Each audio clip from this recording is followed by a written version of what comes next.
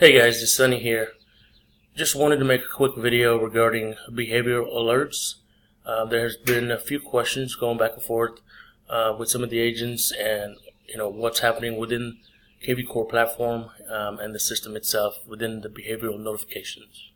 So first of all, if you go into KV Core dashboard, on the left hand side you'll see Marketing Autopilot. Click on Marketing Autopilot. And then on the right side, click on Behavioral Automation. Okay. Now, if you want to turn these, right here says Send Agent Alert. Right here on the right side, Send Agent Alert. You can turn all these off just by clicking on the round button on it.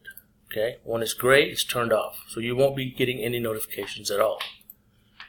However, you can also turn off notification on a new lead. Let's say when you add a new lead that you add, you can just turn this off. For that particular lead, you won't get any notifications.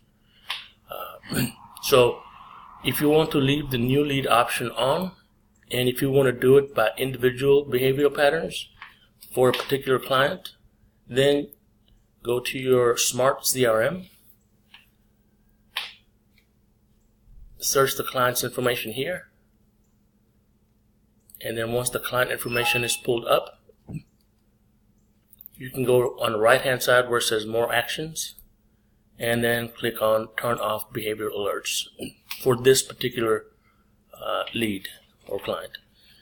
Now also, when you do get notified, here's a good way to check is when you go into their account, in the timeline section you will see what's been going on with their account. So May 26th, an email was sent on May 26th. Now, as far as property visits, the properties that they looked at, so you can see right here on May 25th, Krista looked at 4 homes, these 4 here.